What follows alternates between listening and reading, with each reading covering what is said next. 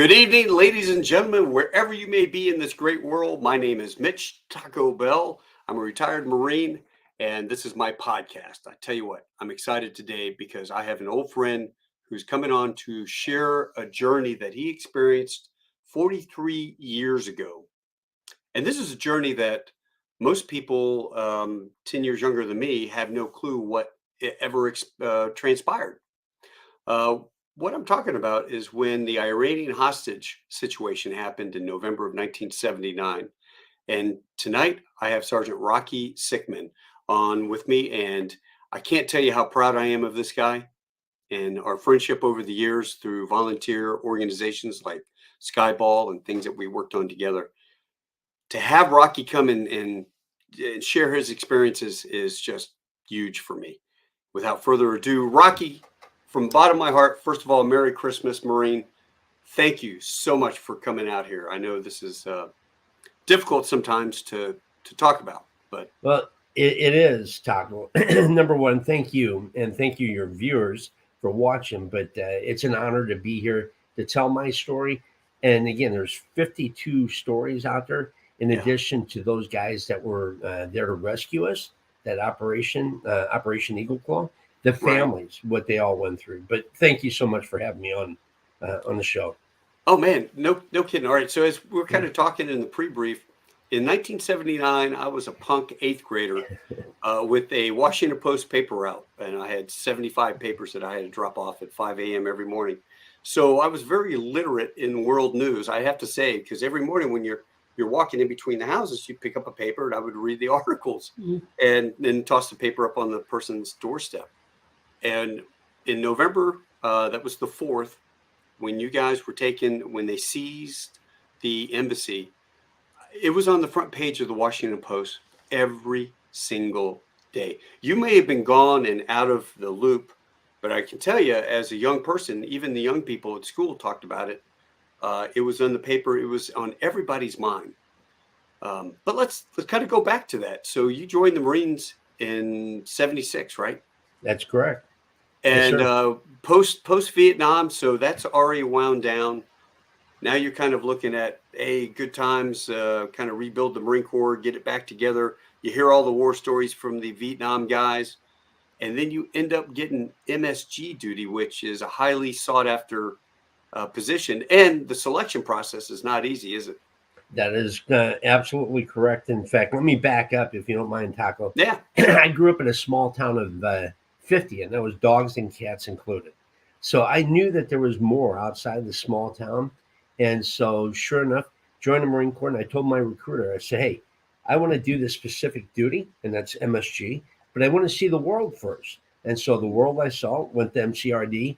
I went out to Okinawa, where 3-4 was located, 1976. I was there 76 to 77, came back to the States, went to 2-8 at Camp Geiger, North Carolina, went to Europe for about 6 months, 7 months, or a year, can't recall time, came back and then signed up for MSG in 1979, my first gig. And again, a young, raging hormone Marine on my first duty assignment, a great duty, because it was a very elite duty. And but I got into a country which at one time, Iran, I don't know if you've seen some of the specials. I mean, Iran back in the 60s and the 70s, a beautiful country. And very it still was. I mean, nice. Oh, incredible. Yeah. The Shah of Iran was building a westernized culture. People were wearing American civilian clothes just as we were. And then all of a sudden, some things took place. And the Islamic Republic of Iran came into form. Ayatollah Khomeini came into power. The Shah fled. And it was 2 weeks prior to November 4th that the Shah was allowed into the United States. And, the State Department there at the American Embassy in Iran, Taco, we were saying, hey, if you allow the Shah into the United States, one of three things is going to happen. And one of those things was being taken hostage. I mean, there were, 13 Marines at this 23-acre compound, a big compound. Right. And I'll give you a $20 bill. I don't know if you remember this. You know what our weapons were to secure an American embassy? Shotguns back then, probably. Shotguns and snub-nosed 38, State Department issued. I can tell you that no American embassy to this day is ill-equipped as what we were back in that time. Oh And my God. not only that, here you were, 23-acre compound in the middle of a country that they wanted our head. I mean, they were chanting that 2 weeks prior when the Shah was allowed into the United States. And going back also, President Carter, he was in power. Yeah. And President Carter in a meeting, uh, as he was told, we've got to allow the Shah in. And it's documented. The Shah, President Carter asked the staff, if I bring the Shah in, what are you going to say when the Islamic Republic of Iran take our people hostage? The interesting thing, 2 weeks later, right after he said that, that's exactly what happened. And I'll never forget, Taco, that morning, November 4th. You've seen the movie Argo. Mm-hmm. Yeah. Parts of that movie were not correct, but I can tell you that first part of that movie, as they came over the fence, it was so real. And the sounds, I got to go to the red carpet premiere. I met Ben Affleck, got to speak to the cast of Argo. My son was in the movie Argo. No way. Yeah, What did he play? he was a mail delivery guy in the CIA room. He didn't have a speaking role, but Uh-huh. he wanted to be an actor since he was 6 years old. His first movie was an Academy Award winning movie about his dad taking oxygen. Can't beat that. But there was a guy in the movie Argo, Ryan Ahern played me, a much better looking guy than I. So he Uh-huh. picked me up. But anyway, that morning, November 4th, I'll never forget walking into the motor pool gate, which was about 30 yards from that fence. And as my walkie talkie went, recall, recall, I turned to look at the front gate, and there were no security whatsoever at that American embassy. Not only did we only have shotguns and pistols, now we had no security of the host government, Iran. I mean, they were Right. coming over the freaking wall. I took off. I could run pretty fast back then. I Is took that a off. good? Yeah, that's the front gate, and that building right beyond, up at the very north side. That building north. I'm walking into that building that's open. That room. That's the Mhm. motor pool gate. I'm walking into that freaking room the morning of November 4th, and I turned around and I looked, and they're coming over. No security outside. And Taco, if you travel abroad now and you go to an American embassy, you got to get through the host government security before you can even try to get into the American government. That morning, I just did that down in Guatemala City. yeah, You've I got mean, the local national security people at the outside gate, and I'm like, "Hey, I'm a lieutenant colonel. I just want to talk to the Marine at Post One. I'm in Guatemala City. I want a coin." yeah, fantastic. Well, I mean, we had nobody there that morning from the Right. host government. And so we get off, and I am happy to tell you that out of the 13 Marines, 7 Marines made it into the Chancery because it's a 23-acre compound. And so the Marine house is on the back side. And so when they heard recall, recall, they're trying to get down there. But by the time you close the door, nobody could get in and nobody Yeah. could get out. And so once you secured, they were immediately taken. But 7 Marines held that American embassy for the next 4 hours. My first post was the front door, where they were banging on the front door, and I don't know if they were using a telephone pole or what, but there was plaster coming from around the frame of that door, and I didn't know if it was going to come or go. And this is And Post One that you're at, right? post one, yeah, the front door. So at that point, I'm at that front door, and I radio and say, "Hey, I need support because I don't know if this door is going to hold." And at that point in time, you got deadly force is in place, and so Billy Gallegos is downstairs. So we have 2 Marines kneeling, 2 Marines standing, looking at the front door, sawed-off shotguns, waiting for this door to blow open. And all of a sudden, Billy Gallegos, another Marine that's watching the other steel door in the basement, radios and says they've gotten in. And so I'm closest to the steps. I peeled off, went downstairs, donned my gas mask. And you know what? It's one of those things that you never can understand why in boot camp, the Marine Corps always instilled all these different things. I don't even remember putting my gas mask on that morning, Taco. I mean, you just went down there knowing that it was going to be close encounter. You immediately went through all the stages. That's Right. that training that goes through. And I get downstairs, and Billy's to my right, and I'm to the left. And he points down the corridor, and you can see a bellow of smoke. And all of a sudden, around the corner of this room, The second thing I will frickin' never forget, and I'm sorry for saying that. My wife tells me I got to stop saying that. No. That's a Um, lot better than what I it, say. I speak French. yeah. Well, around the corner come four Iranian women in black chadors. Hmm. Iranian women. In 1979, Iranian women could not even vote. You know what's going on in Iran 43 years later to this day. Women are not given their rights. They're being killed left and right for taking their scarf off. Anyway, that morning, they're bringing four women with black chadors, and the men are behind them, pushing them forward. Not fast, very slowly, but you're sitting there thinking, you know what? Cowards. I mean, how coward they are. And they knew the mindset that the military, we were not going to shoot unarmed innocent women. But I can tell you, I regret Taco 43 years later. And again, I would have gone against my direct orders, but I regret not ever pulling my trigger because I'm a true believer. And I think many of the other Iran hostages, my story is my story today. There's 52 other stories and all the other people, but that morning, I truly believe that the war on terrorism, it started November 4th, 1979, when the Islamic Republic of Iran allowed their people to take us and take us for the next 444 days and 43 years later. I mean, taking hostage is a good thing. So anyway, that morning, we were being screamed, "Don't fire, don't retaliate." We popped tear gas. Tear gas was popped. They fled the building. We went up to the very top of the embassy, and we barricaded ourselves. Again, waiting, hoping for the host government to come. Like I said, it was about 4 hours later, as the commotion was going up, and State Department the people were in communication with President Carter. And at this point in time, Taco, they're now we're barricaded. We're enjoying what that American flag represents, and that's freedom. And on the other side of that door, my colleagues that you just had breakfast with, right? All of a sudden, here they are taken, and they're on the other side of the door, and they've got pistols to their head, and they're saying, "They got a gun to my head, and they're going to kill me if you don't open the door." So they take one, two, three, four people. President Carter comes back, and he wants to know what's going on. He alerts them that, hey, they're bringing people to the door. If we don't open the door, at that point in time, Taco, we didn't have the reactionary forces of what we have now.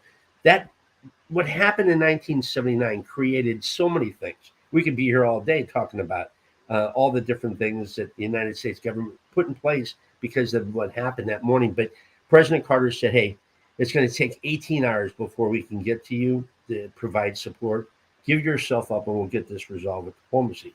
Well, that morning, November 4th, 1979, is the day that myself, were stripped my freedom, my dignity, and my pride for the next 444 days, Oh known yeah. as the Iran hostage crisis. And so now, in your mind, okay, you can't pull the trigger because you're probably thinking a lot of other things as well. There's only seven of us. How many rounds do I have? These guys got AKs. They're going to come through anyway. If I take a couple of them with me, then I get savaged through the streets. I don't know. You know, I'm sure a lot No, of things were going through your mind. you're absolutely right, and I truly believe. I think they wanted us to shoot those women. I think they wanted us to shoot them so that they could have paraded those Iranian women in black chadors out in the street, and then really gotten the group wound up. You know what? But I wish I would have done it because I would have gotten some freaking payback. Because for the next 30 days, here I am tied to the chair after we were taken. We're Yeah. tied to a chair for the next 30 days, Taco. The next 400 and some days, we were tied or locked in a room. Like my office right here, it's like locked in your room for the next 400 days. We went outside 7 times out of 444 days. How Seven many times. people? How many people were in a room with you? There were two other people with me in a room. Billy Gallegos, the other Marine that I was talking about, and Jerry Plotkin, the only American civilian that just so happened that morning. Remember, I told you I was running back to the Mhm. chancery. Billy kept the door long enough for me to squeeze in. We turn around, and here's Jerry Plotkin, the only American civilian. He's Jewish, and he's carrying $250,000 in cash. And he's with a Korean gentleman. They were supposed to be in the Visa building, which was Uh on the huh. back side of the compound. He was in the wrong building, the wrong time, wrong day. And so he ended up being held hostage, Jewish and a merchant. They took his money, $250,000 in cash. And so, there were three of us in a room for 400 days. How about who is this right here? Yeah, that's Quarles, Sergeant Quarles, and Sergeant Kirtley. Yeah, Steve Kirtley. Wow. So they've got you 2 to 3 guys to a room in the embassy, and they've got the embassy locked down. They have all their civilian guards out there, little jihad militia, guarding the gates and whatnot. Did they speak English really well? You able to communicate with your captors? Interesting story, Taco. The people that were organizing this whole ordeal were individuals that were educated right here in our own country, and they went back and used it against us. I mean, these are the individuals that were in charge. The guys, we were locked in a room. If you had to go to the restroom, knock on a door, put a piece of paper underneath the door, a guard would come, broken English. He just knew that if the door knocked, they probably had to go to the restroom. And to go to the restroom, you had a blindfold. They had to blindfold you and take you to the restroom. In the chancery, you knew where the restroom was. You were not allowed outside that room for 400 days. They had complete control. And so the people that were in charge were the so-called educated, the ones that had been educated here in the United States, went back and did this. And then they had to get people to basically do the dirty duty. And that's taking us from one area to another. And they never carried weapons. The people that carried the weapons were out in the corridor, the hallway that you never could see because you were always blindfolded. Now, did you go through any sort of SERE training before you started embassy duty? There was no so-called training of that nature in 1979. Our duty was to, classified material, State Department, different training, but it wasn't until we came home, Taco, that we really got involved in helping to put together different training programs to the changes of what's going on in this day. Yeah, that's amazing. I mean, I went through SERE school and it was modeled off of the Vietnam experience those guys had, but we had Russian captors and things like that. Yeah, it's interesting because during our that first 30 days, we were not allowed to speak. You were tied to a chair. In the morning, they'd tie your arms to the arms of the chair and your feet to the feet of the chair and put you in a corner. Now, where do you go through training where for 30 days they put you in a corner of a room, and then at night they tie your wrists to your ankles, and then occasionally they would put you into a situation where you would be interrogated, and the interrogation was nothing more than open up the safe, and they would play the Russian roulette, the mock firing squad stuff, and just trying to get you to break. One of our colleagues out of all the hostages broke during the interrogation. And so it's interesting that it's hard. How do you train somebody being tied to a chair? I mean, it's pretty hard to teach somebody. I never in my life did I ever imagine that I would have to sit there tied to a chair morning, noon, and night. And at night, and you were sitting there talking about the Vietnam War. That first week, I sat there, 1979. The demonstrations were occurring, Death to America. I mean, it just rattled the buildings. I mean, the thousands of people that were in the capital of Tehran, and they're chanting Death to America. And you're sitting there thinking, it's 1979, 75, the Vietnam War ended. And those troops, when they came home, they were spit on, Taco. I mean, nobody cared about them. And now there's 60 some Americans 10,000 miles away from home in this foreign country of Iran. And who really cares? Because every morning when you woke up through the broken windows, you could hear the city start and all the traffic would peak. And all of a sudden it would come back down and it would go to sleep. Next morning it would start, it would peak, go back down. Day 2, day 3. And you're sitting there thinking, nobody cares. Nobody is going to really care about us being held hostage because who cared about the Vietnam veterans? Nobody. So Right. I thought we were completely forgotten.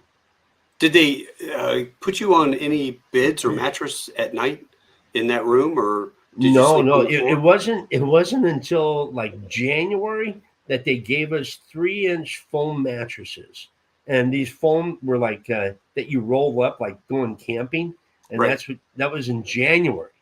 I mean, we were taking November 4th. So, Yeah. but again, the Marine Corps, they taught you. I mean, you could sleep anywhere. I can tell you, 1 week out of that 30 some days, 1 week I was tied in bed. I know it sounds kind of sick. I was at the head of the bed. A Air Force captain was at the foot of the bed, Hmm. and he was African gentleman, and his wrists were tied to my ankles. My wrists were tied to his ankles. And all of a sudden, one night during this week, all of a sudden it's middle of the morning, and they're untying my wrist from his ankle, and they tie my wrist back up. They untie my ankles from his wrist, and they tie my ankles back up. He gets up and he walks around the foot of the bed, and I'll never forget this. It was a dark room, guard sitting next to us, light shade off, and the light was penetrating through the room. And he looks down at me, and I just said, "Hey, say hello to my parents." I had this feeling that he was going to be let go. And he winks at me, and sure enough, little did I realize that they had released all the blacks except for one, and all the women except for two. And so this individual was one of the lucky ones.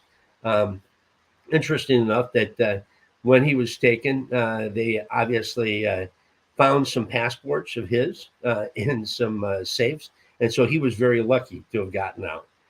But he was able to tell my parents that he had seen me a week earlier, Wow. and So, my parents had never. They didn't know if I was even in the embassy because I never made statements. I never, got in front of the television tube. And it wasn't until later that they start taking videos and that. I was going to say, did they haul you up into a mock court as a criminal of war, United States criminal of war, and do a mock court and videotape that for you? Yep. So here it was. We spent and here I am, Taco, as we're sitting here talking, and all your viewers. I'm sitting 43 years ago. I'm getting ready to spend my first of two Christmases as a 22-year-old Marine.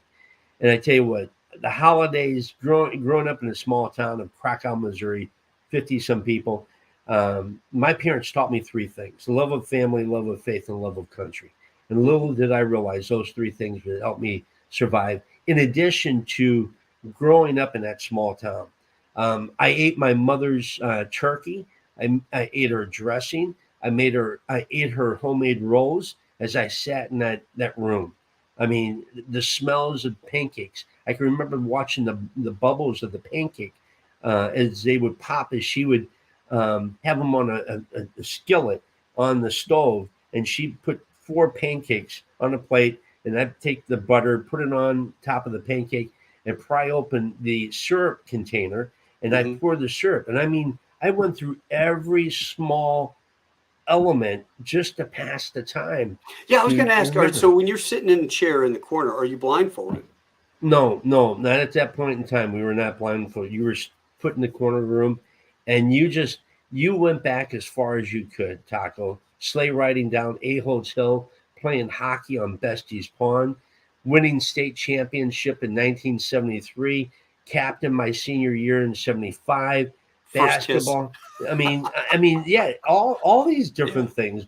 Playing Indian ball at St. Gertrude School, and you know everything that you could remember that was in a happy state because you were in a very a dark area. And if you just sat there, I mean, I had three of my colleagues try to commit suicide while they were over there. I mean, that was, and like I was saying, I was getting ready to spend my first of two Christmases. And so it wasn't until April of 1980, and it goes back to, the guards kept telling us that we were going to be put on trial.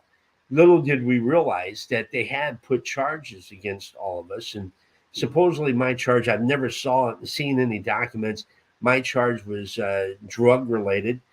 Billy Gallegos, the other Marine, he was prostitution.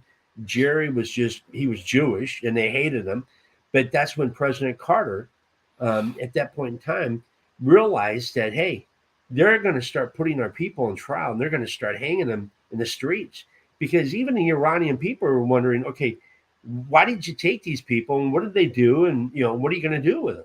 And so Right. all of a sudden, Carter hears that they're going to put him on trial. That's when he puts in the attempt of the rescue operation, Operation Eagle Claw. And we are in the American embassy the day of April 25th. Uh-huh. Taco. I mean, and for those of your viewers that have never seen it, you must go out and research Operation Eagle Claw. Incredible information. Individuals that had the guts to try. Never in my mind did I think that anybody would ever have want to attempt to come over to rescue me. I mean, I'm a small number. I'm just Hmm. one of a small number of people. There are people still held in Vietnam that they never cared about. But we had no idea of the notoriety, all the publicity that was going on. So the morning of April 25th, 8 helicopters on the evening of April 24th, 8 helicopters left the USS Nimitz, CH-53s, Hmm. with night vision goggles. I mean, that was the first time that they had ever done an attempted rescue operation with night vision goggles. Then all of a sudden, as those helicopters are traveling through, they hit a sandstorm. 2 helicopters basically have to come back to the Nimitz. They had failure in the engines, everything else. 2 C-130s are coming from Cairo, Egypt, and they land in the heart of Iran. I Right. mean, they made it to the heart of Iran, and no one in Iran knew that these people were there. And the Iranians, the Islamic Republic of Iran, I can tell you, the mullahs of Iran are thugs, and the Revolutionary Guard, they're terrorists. I mean, they used to throw us up against the wall because the Shah was bad, right? Well, that's related to Ayatollah Khomeini and all the other mullahs. I mean, they're bad. And then the Sadat was supposedly all bad people. Well, now look at the Revolutionary Guard. I mean, how can you tell me that the Revolutionary Guard are any different than the Sadat and how the mullahs are any better than the Shah, right? Yeah. So anyway, here we are in the middle of the country in Tehran. And I want your viewers to think about this. Think about someone attempting to rescue their people at an embassy in Washington, D.C. That's what our fellow colleagues, my comrades, were willing to do. They were willing to risk coming into the heart of Tehran, the capital, and do a rescue operation. The sad thing about it, Taco, what happened the night of the morning of April 25th, um, 8 helicopters started. They needed 6 helicopters to execute the mission. The Hmm. sixth helicopter that landed had hydraulic problems. It couldn't fly. So in the mission report, the mission stated 6 helicopters, anything less, abort the mission. So sure enough, Colonel Beckworth gets on the call. And again, I only know this after reading up on it after 43 years later, that Colonel Beckworth called President Carter and he told him, he said, we've got 5 helicopters. Beckworth kind of told him, I think we could still do this. And President Carter said, no, too many bad things are happening. And so the mission was actually canceled. And in the desert in 1979, you could not refuel in midair. So back then, they were refueling out of the fuel bellies on C-130s, Yeah. and We they had were the hooking. HERS helicopter inspection refueling system. HERS. Yeah, and you know that better than I do. And so they were refueling the choppers to head out. Well, one of the choppers, CH-53s, got up after being refueled and went, I guess, vertigo and clipped the wing of the C-130, came onto the nose of that C-130 and had some of the Delta guys on it and the fuel belly, and a fire erupted. And so here they were in the middle of the heart of Iran. and now the whole country is seeing this ball of fire, and so they get everything that they can. They get on the C-130s, the other 53s. The one that's still remaining that could not take off was hydraulic. Is the one that's still in all the pictures. But Mhm. that night, as I spoke with some of the operators, they go, Rocky, it was one of the worst mornings of my life. Not only uh, could we not get the remains of my buddies, we couldn't come over and rescue you. And one of the guys, as he states, Taco, he goes, when the collision hit, he got out the back of the C-130. He went around the front to try to find out what was going on to see if there were any survivors. And the only thing he can remember was looking down underneath the 53 that was lodged over top of the C-130, and he could see a young individual trying to crawl through the sand, but he was completely on fire, and there was nothing that he could do. And so they had to allow 8 bodies to stay there because it was so hot. They had to get out of country because daylight was coming. Right. And so, and then obviously, what I understand is the Iranians paraded these charred individuals through the streets of Iran. And again, I am a true believer, Taco. The Iranian people are wonderful people. And as an Iranian, you're a Muslim, you are not born with hatred. You are taught hatred. And I Hmm. am here to tell you, since November 4th, 1979, I remember hearing small children chant, "Death to America." They never met an American, but they were taught "Death to America." And then you wonder why people can rig themselves with C4 and walk into a building. Well, if you've been taught that your whole entire life, you're going to react to it because that's Sure. what you've been taught. And so, yeah, it wasn't until we came home do we find out the true mission. But what happened that night of April 25th, Taco, you could tell that morning they must have found the helicopters and the wreckage because the guards in the hallway, they were like running. There was no slow. They were running. The vehicles in the back of the embassy, people were flying back and forth. It's like something's up. What the heck is going on? That evening, at about 8 o'clock, 9 o'clock that night of April 25th, they came running into our room. And whenever that door opened, Taco, Mm. you jumped because you didn't know if they were going to come in and start shooting. And so that night they came running in there, handcuffed me to Billy, my right hand to Billy's left hand. My left hand was handcuffed to Jerry's right hand. They blindfold us and they take us from the room, took us downstairs, put us into an embassy vehicle, handcuffed Jerry to the left side of the vehicle, handcuffed Billy to the right side of the vehicle, Mm. and handcuffed blindfolded. They take a picture. It took a picture from the passenger side. And I mean, these are all the things that, how do you ever forget stuff like this? I mean, and you wonder, how do you have post traumatic stress? Well, how can you not have post traumatic stress after 444 days of all these different things that are happening? Well, when they take the picture, they put a blanket over top of us. And when they put the blanket over top of us, we all three at the same time said, "This isn't good."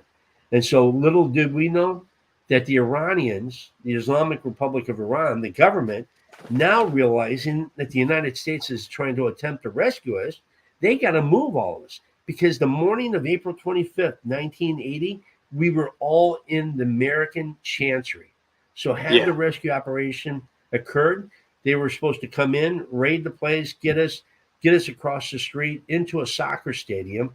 And this is something that you probably know. The Osprey C-130 with the JADOs to take off out of yeah, the yeah. Well, soccer. that Wow. C-130 JADO, it failed the month prior, we were told, but the new aircraft that they needed was the Osprey helicopter that lands like a helicopter but flies like an airplane. And so Yeah. that helicopter or that piece of equipment it came into you know into order because of what they needed back in 1980. So it was to cross the street into a soccer stadium, get in there from the helicopters, go to another LZ, get on C-130s, and then out of the country is what was supposed to happen. But that night we left, and we drove that night from 8 o'clock, 9 o'clock that night till the next day. I think it was like 11 o'clock, with a blanket over top, blindfolded, handcuffed to each other. If you had to go to the bathroom, you had to do it on yourself. I mean, being held, I hate to say this, I know my wife gets upset, but you know what? Being held hostage was not a freaking pretty thing. It was No. not. It was that morning, I'll never forget. And being a Marine, you sleep when you sleep, and you Right. can sleep anywhere. And when I woke up the morning of April 26th, and I heard birds chirping, and it was the most beautiful thing that I had heard in a long time. And I'm sitting there thinking, heaven can't smell like this, because I thought I was in heaven, but it was in another location. The vehicle stops. They came back, took the blanket off of us, and by that time, our blindfold was completely wet. You could see images, of different things, and they unhandcuffed us, Jerry, from the left side of the vehicle, and handcuffs Billy from the right side of the vehicle. They pull all three of us out, all still handcuffed. Interesting enough, one of the other vehicles that drove other individuals, the driver fell asleep in the middle of the night, and the vehicle rolled, and the driver was killed. But the vehicle rolled and it came back up onto its tires, Yeah. and they basically pulled the driver out, and another driver got in, and they kept going. So I mean, the crazy stories, Taco. I mean, So where did they end up taking you that morning of the 26th? so Far away, but yeah, so we get to this location, and they take us out of this vehicle, and they put us into a room, and they handcuff us and unblindfold us. And about this time, we hear a jet fly over, and all of a sudden, the guards left the room, and Billy had been there since August. I got there October, and Billy goes, "We're in Isfahan." I said, "How in the hell do you know that?" He goes, "There's only two airports in Iran, one in Tehran and one in Isfahan." And so, sure enough, the next morning we get cleaned up that day. The next morning, 1 o'clock in the morning, they come in, handcuff us. I'm always the middleman, and they handcuff us together, put us into a car, and they drive us off. And as they were driving us, they said, "You've been to Isfahan. Now you're going to another location." So all of a sudden, they drive to another location. We get to this new location. Again, there's no sightseeing. You're yeah, blindfolded, handcuffed, blanket over top, right. and you get just like what you see in your typical movies. And all of a sudden, we get to this location, and all of a sudden, we start realizing that we're hearing thunder, right? We're thinking that there's a storm coming. Well, not only are we held hostage, but we're in a country where a neighboring country is fighting them in a war. Oh crap! You're Iran, over by the border of Iraq now. you're in Shiraz. We're in Shiraz, and they're exploding, and we don't know what the heck is going on. We're thinking it's thunder. And all of a sudden, one night, the thunder hits so freaking close to our building, it knocks us on our cans, and they come running in, handcuff us. I'm in the middle again, and Jerry and Billy and blindfold us, take us from there, and they put us into a vehicle, handcuff us to the vehicle, and we drive off. And we had no idea that Iran and Iraq was at a war. And so we head out, and it's like early morning, and all of a sudden, or maybe it might have been late. It was late night, and all of a sudden we pull into this location, and all of a sudden the car slows down, and he pulls up, and he turns off the vehicle, and you hear talking to the right. And the driver gets out. He opens the door. He closes the door. You hear him walking. The passenger, we had three guys in the car. There's Jerry, Billy, and myself, and three guards. The driver gets out, walks around the back. He goes and he flips the lid on the vehicle and unscrews the cap to fill up gas. So you know that now, and you as a hostage, you analyzed everything, Taco, that they weren't planning to take us on this trip, or else they would have already been pre-gassed, right? Oh I no, mean, no, that's Islam though. Inshallah, God will yeah, provide. that's right. Hey, Well, prior planning, logistics, nah. well, Inshallah. I mean, it was crazy because right next to us, as he's getting the gas nozzle and he sticks it in, and you hear him filling up the gas, there's an Iranian lady to our right talking to her Iranian daughter. I mean, these people have no idea that in this vehicle there are three Americans in the back seat. What are you going Right. to do? You're going to scream and then put this woman and her daughter at jeopardy? The other guy, he goes in, he comes back out. Ali grabs something, and Jerry is to my right, and Jerry, you can hear him unravel something, and he says, "Here, eat." And he takes it to Jerry's mouth, and Jerry takes a bite. He comes to my mouth. I take a bite because this is our dinner, and Billy takes the last bite, and here a drink, and he squirts water in our mouth. Well, we're in a filling station getting filled up because, excuse me, as we drove at night after getting gas, they tell us that you've been to Shiraz, the city of roses. Now you've been to the good places. Now you're going to the bad place. They're like thinking, what worse can it be? Yeah. So we get back up, we drive the full day, and we're driving, and I mean, there's so much here to talk about. I know we're just about out of time, but we're driving. We're driving to a desert, right? Shiraz and Tehran, a lot of desert. Our vehicle breaks down. All three of the Iranians get out of the vehicle. They're kicking the vehicle. The hood is up. There's smoke coming outside this hood. And Jerry is the elder. He's 55 years of age. Billy and I are 22, and Jerry's back there. We're blindfolded. They finally took the blanket off after we screamed at him because it was so freaking hot. And Right. Jerry goes, "Hey guys, I got the perfect start of a movie. We got a Jew, a Polak, and a Hispanic guy tied up in the back of this car in the middle of the country of Iran." I mean, we're laughing because there's not much to laugh at, but I mean, here's Yeah. Jerry who's already thinking about a freaking movie, and all of a sudden you hear a good Samaritan slowing down, and you hear him downshift, and all of a sudden he pulls in front of our vehicle. One of the guards comes back, pulls a curtain because we were curtained in. That's why nobody could see us. And Right. so he pulls the curtain in front. He goes, "Don't to speak." And all of a sudden, you hear this guy back up, shuts off the vehicle.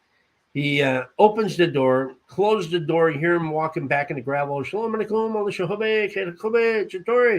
and all of a sudden, you hear him talking, and all of a sudden, you hear Ali, Ali. Ali jumps out 5 hours later. 5 hours later, our vehicle hood goes down. You can see the vehicle in front. The hood is up. That guy, another body, dead somewhere. I mean, what they did to him, they have no idea. Had to kill him.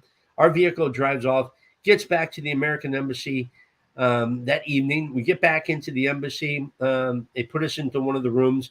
There's bullet holes all over the top of the ceiling, and we're thinking there's been a firefight and there's been a rescue attempt, and we hadn't heard any other Americans, so we're thinking we're the only ones.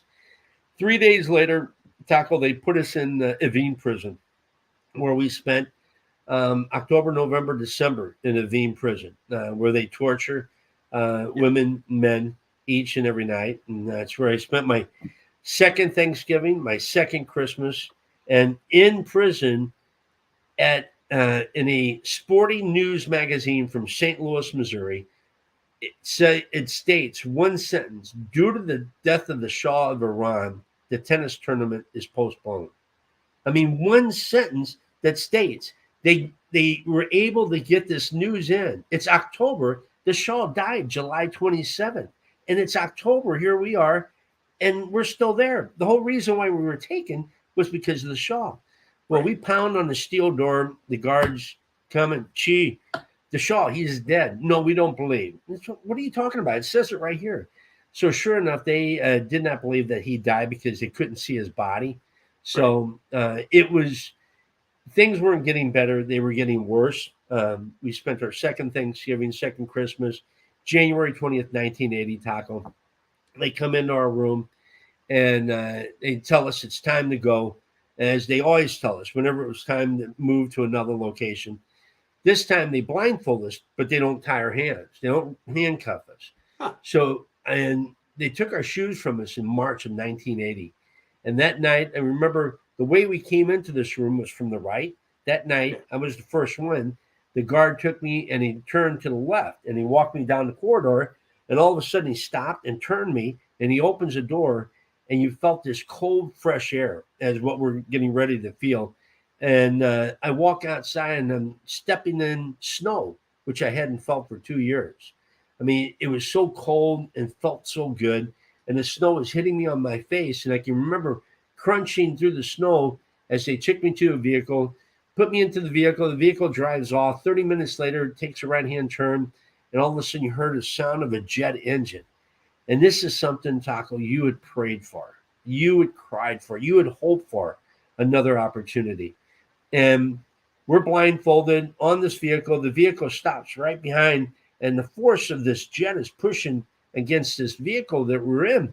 And the guard says, unblindfold. Well, I didn't have glasses. I didn't have hearing aids then, but you unblindfold, and here you are looking at people that you hadn't seen in 444 days. I mean, there were only 60 of us at the American Embassy, or 66 or so. And all of a sudden, you look bad, you smell bad, and you're in shock. You don't know what's going on.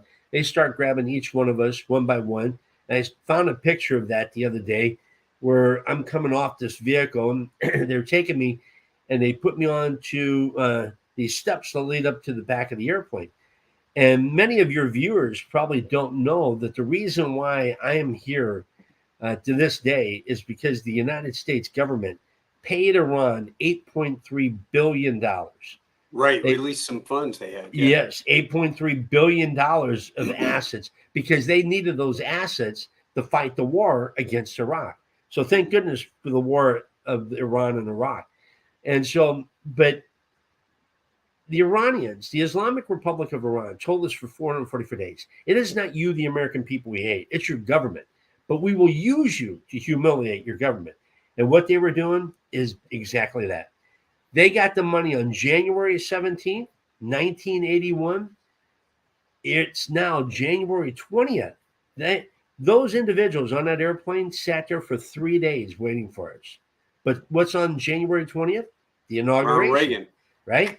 So all of a sudden, we get onto this airplane, and I mean, you're not popping champagne. You're not like thinking about what's going to go on back home because you're still in a country that they're chanting death to America, and you're boarding an airplane. And you don't know, is there a heat-seeking missile? Is there a bomb or what? I was going to ask, all right, so go back. When you were at the embassy, I remember you telling me the story about getting hauled down into the basement for mock executions. Oh, yeah. So they tortured you mentally, mind games. I would want to refer it another way, but I have to be politically correct. It was a mind game. It was a mind game for 444 days. But yeah, they would basically show you political prisoner videos of individuals that were tortured supposedly by the Shah of Iran, the Salvac, and everything else. And then they would bring in these political prisoners, and then they would role play the next day against us. I mean, that's the mind games. I mean, yeah. Some of my colleagues that were State Department that were married, I was not married, Taco, which is a good thing because I didn't have that responsibility. One of my colleagues had a special need son, and they had read the Iranians, Islamic Republic of Iran, read his mail, and they said, if you don't work with this, we're going to have somebody pick up Johnny on this 2nd and Elm. And he couldn't make a call and let them know that they know where his son's being picked up. I mean, that's the mind games for 444 days. Well, did you think that when you got onto that airplane that it was a trick? Well, I thought it was going to blow up. I mean, my feeling was this plane's not going to take off. And so you're on this airplane, and all of a sudden they close the door, and you're looking around saying, wait, where's Kurt? Where's Gene? Where's Judy? Where's Debbie? Where's everybody else? And they said, no, you're all here. They said, no, everybody else, there's others missing. And they said, no, the others were let go a year earlier. Because if you refer back to that night, we had no idea that other people were let go a year earlier. a year earlier. I mean, Yeah. and think about those poor people that were let go, Taco, that were Marines. They didn't want to be let go when knowing that their Marines were still over there. But we had no idea that we were remaining 52. And it was, it's interesting. 52, January 20th, 444 days. I mean, all this stuff taken November 4th. That night, the pilot comes on and says, no, we've been here waiting for you. We must leave very quickly. He taxis down. And again, nobody's celebrating. We're not popping champagne. We're just sitting there. The only thing you could hear was like the sound of the jets. It stops, turns left, goes up, stops again, turns left, comes up. He stops. He's got the foot on the brake and he starts accelerating. And all of a sudden, it comes back down to an idle. And again, Taco, just like what you said, the mind games, Yeah. what they did. I mean, you're just sitting there thinking they're screwing with us one last time. The pilot comes on and says they've turned the runway lights off. Why? Because President Carter was still in power. They waited 20 minutes just to stab Carter in the back. And many people said, well, they were scared of President Reagan. But really, what did they do to President Reagan? They killed 240 Marines in Beirut. Right. So again, my question, what would have happened had I pulled that trigger November 4th, 1979? Would we have had the Iran hostage crisis? I would not be here if I had pulled that trigger. Would we have the war on terrorism? Would we have had 240 Marines killed? Would we have had 9/11? I mean, think about that, Taco. The hatred, it just spread throughout the Middle East when the Islamic Republic of Iran came into power. And we never held them accountable. We haven't for 43 freaking years. And we wonder why they just continue to go around. I mean, you got a war in Iraq and a war in Afghanistan and Pakistan, and Iran runs free.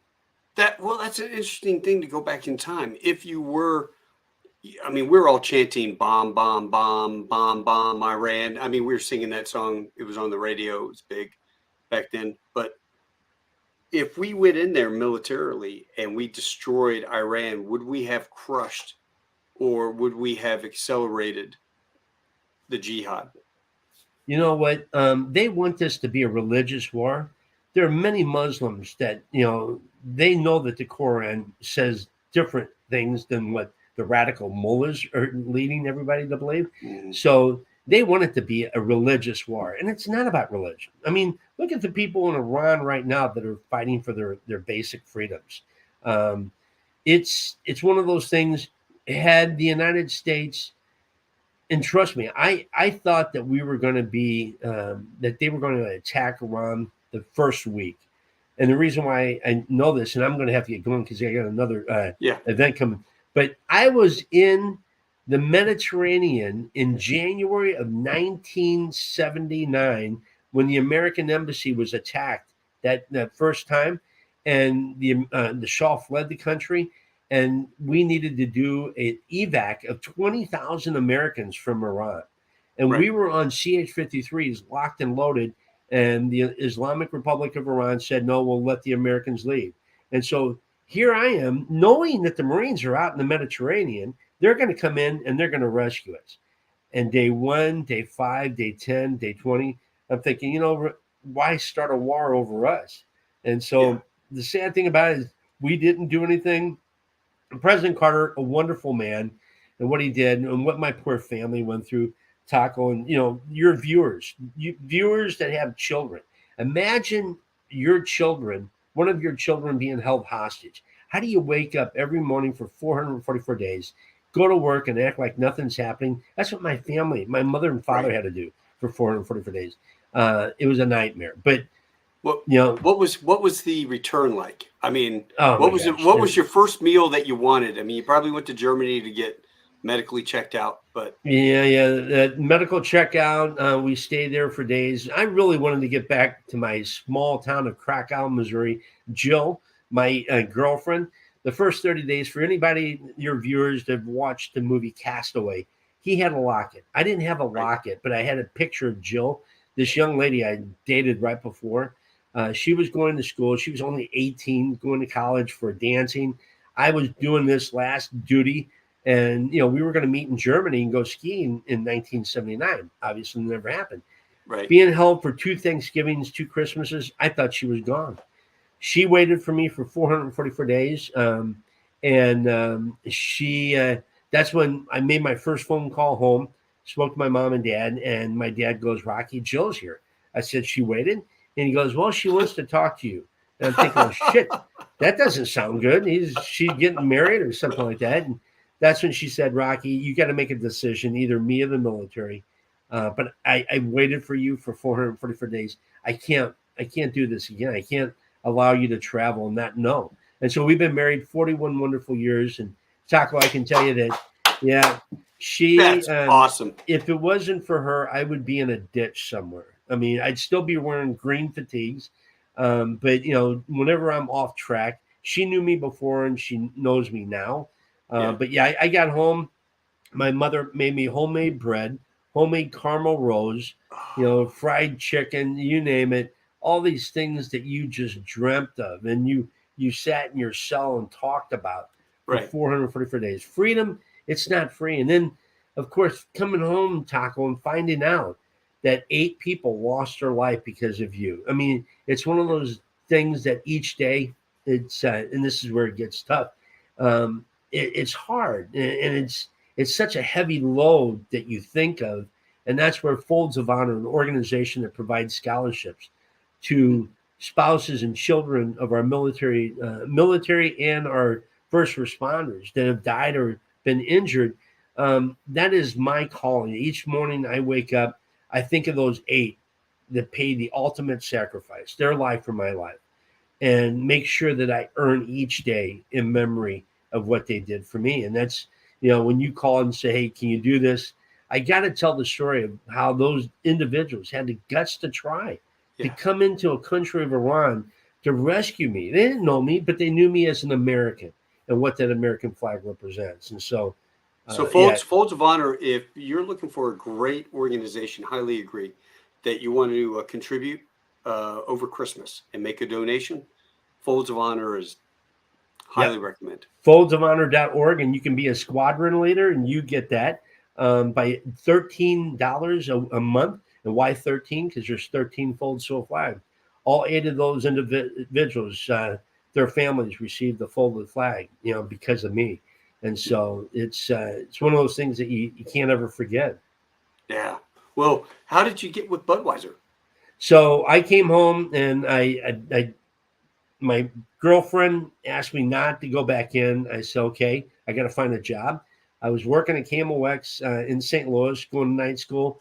And so I came across 2 influential individuals at Budweiser. And so 1982, I started with Budweiser, and I heard that they had a department, director of military sales.